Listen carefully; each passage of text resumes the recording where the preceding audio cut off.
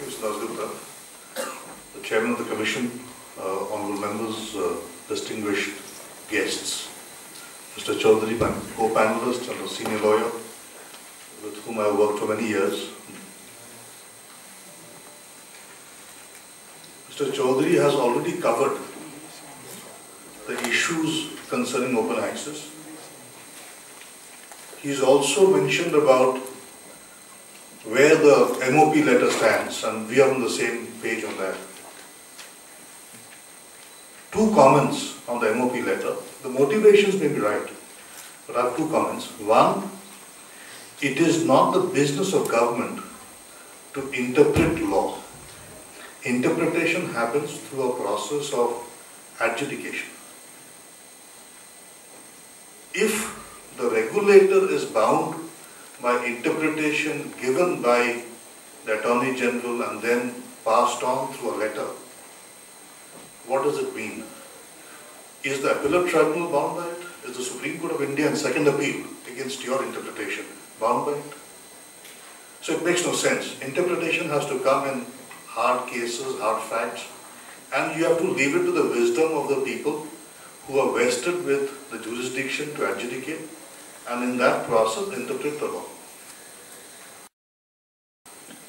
So therefore ignore it. Second, is there any merit in that interpretation? Ignoring MOP's interpretation, is there any merit? The interpretation actually defeats the universal supply obligation that a licensee has. The obligation of a licensee to service consumers is irrespective of the contract, the size of the, whether it's 1 megawatt or it's 5 megawatts, his obligation to serve will always remain. And the moment that obligation to serve is there, then the tariff gets regulated to some extent. It is also possible for a distribution licensee to get into trading.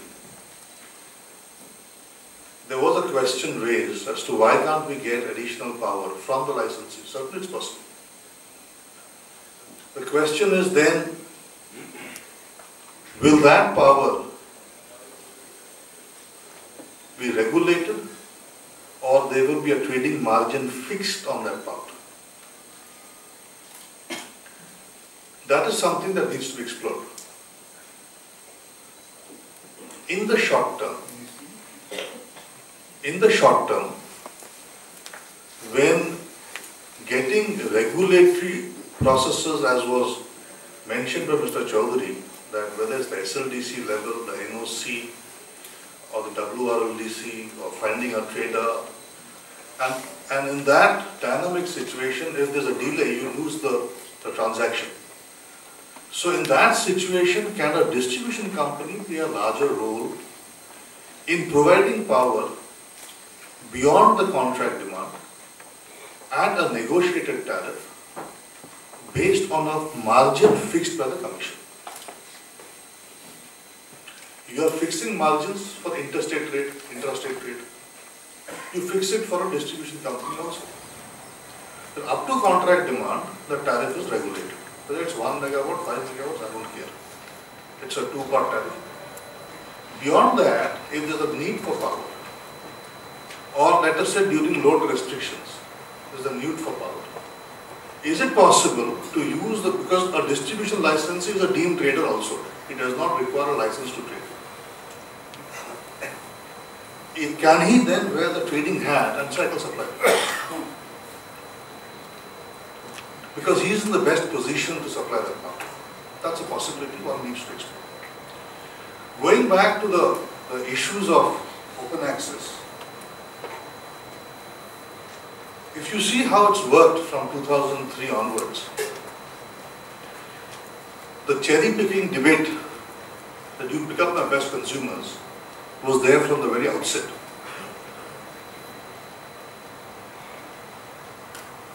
Initial bottlenecks were created at the SLDC and the NOC level.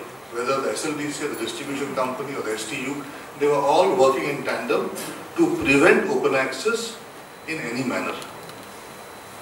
applications were not being processed. Most of these transactions were interstate. CERC had to tweak its regulation, where it retained the powers to decide matters concerning interstate open access. The state regulators were asked not to decide. It's an amendment to the original CERC interstate regulation. And this came because of issues in Karnataka, where all the sugar companies, Navbharat, my friend Mr. Chaudhary will recall, Navbharat was a company which wanted open access and they were denied. CERC became the forum for all those activities, and the regulations were reworked when they saw the implementation issues. So the SLDC of the state became answerable to CERC. They were actually standing there physically explaining why open access was not being given, and sometimes taken to task. When this was happening, and the SLDC's ability to resist was to some extent brought down by the intervention of CERC or the proactiveness of the Central Commission, the state governments became active. The government started issuing what is called the Section 11 orders. It happened in Karnataka, followed in Odisha, where you tell the generator that you will not sell power because the power needs to be kept. This is nothing to do from the consumer side. This is from the generator side. The power is is quasi-nationalized. You can't sell the power. Karnataka High Court held that a Section 11 notification is valid law. There is no difficulty. Matters are pending in Supreme Court. We don't have a solution yet. When all this was happening, we saw the exchange growing. And if you then started comparing the volumes, the bilaterals were still there, and the exchange kept on growing. A new set of problems evolved. That was